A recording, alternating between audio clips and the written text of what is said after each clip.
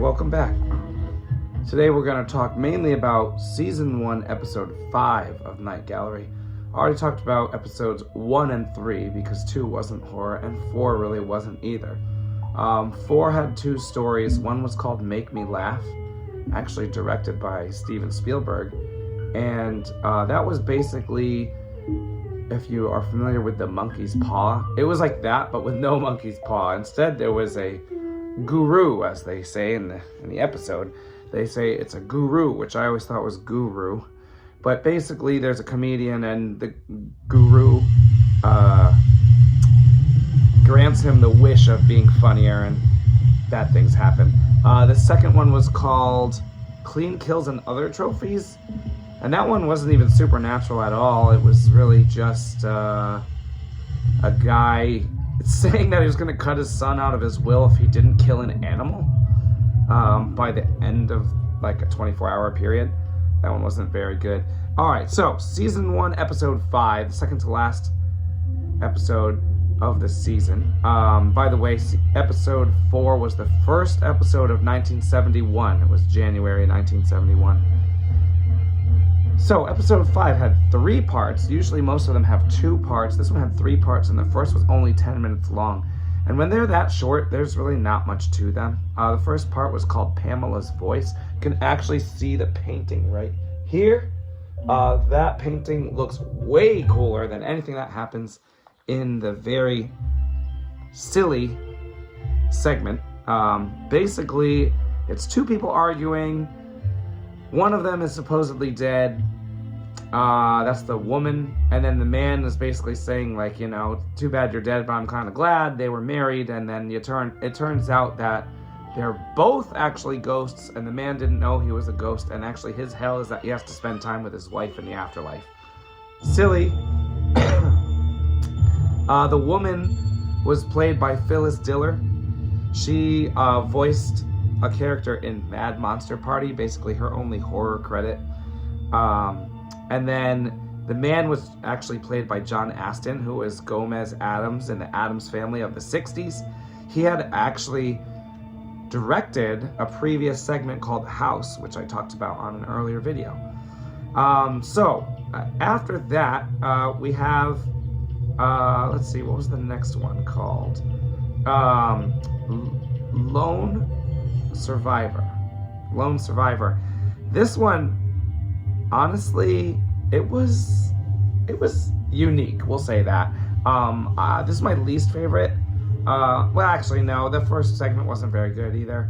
I'd probably give that first segment like 4 out of 10. And the second one, Lone Survivor, the idea is very interesting, but like it wasn't executed very well in my opinion. Basically, it takes place on the ship the Lusitania, which was like torpedoed in real life. And this guy, they rescue a guy who's drifting in a lifeboat, and the guy says that his ship wrecked, and the ship was the Titanic. And they say that's impossible. The Titanic wrecked 3 years ago or something like that. There's no way you could have survived on a lifeboat for 3 years. And he's like, I don't know what to tell you. That's the ship I was on. And they're trying to figure it out. Well, it turns out that the guy is basically like a spirit, and he could also predict that the Lusitania was gonna be sunk. I guess there's a ghost in it. I guess he's like a spirit or a ghost. I wouldn't really call this one horror. It's kind of just like a supernatural like story. Like, I don't know, not that much happens in it. But anyway, I'll give that one maybe a 5 out of 10 because it was kind of unique. That one featured Torrin Thatcher. He was in the 1968 version of Jekyll and Hyde. And it was directed by Gene Levitt, who directed the TV movie Run a Crooked Mile in 1969. I actually liked that movie quite a bit. And then the final segment was definitely the best segment. It's called The Doll. This was, I would say, objectively, the creepiest or scariest segment of the whole series so far. It's about a possessed doll. Actually, I think almost every episode before this that was horror related had some kind of ghost or spirit And that was it. Like, there was no other kind of like horror subgenre going on until this one. So this one's called The Doll. Basically, also interesting is this one seems to be British. Like, all the characters in it are well, maybe not all of them, but most of the characters are British rather than American. Not really sure why they did that. Although, the lead character is a man who was a British soldier stationed in India. He ended up executing someone, and, well, probably multiple people. And so, as revenge, someone has sent him a cursed doll. And it's kind of interesting because the doll is cursed with, like, Indian superstition or, like, Indian supernatural magic or something like that. And so the doll is basically, like, he has, like, a housekeeper or, like, a maid or something, or, like, a nanny. I guess it's a nanny. And so the doll arrives, and the nanny assumes that the guy bought the doll for his niece, who he's in charge of. So she gives it to the niece. Of course, the doll is, like, cursed. The doll, like, talks to the girl. You don't hear the doll talk, but the girl says what the doll says. And the doll is basically, like, evil. The doll was kind of creepy looking, so that was cool. I just kind of, like, thought a cursed doll in 1971, fairly unique. I'm trying to think if I had seen any evil doll movies before 1971. I know there were a lot later, like, obviously, like, Chucky and Puppet Master and stuff like that, but earlier, I feel like this was kind of unique. I think, like, Tales of Terror in 1975 was Cursed Doll. That's later, obviously. I did see a movie from the 30s called The Devil Doll, but I'm trying to remember. I don't think there's actually a cursed doll in it. I think people just think a doll is cursed. This one's actually cursed. Now, if they would have had the doll moving or talking or something, this one would have been great.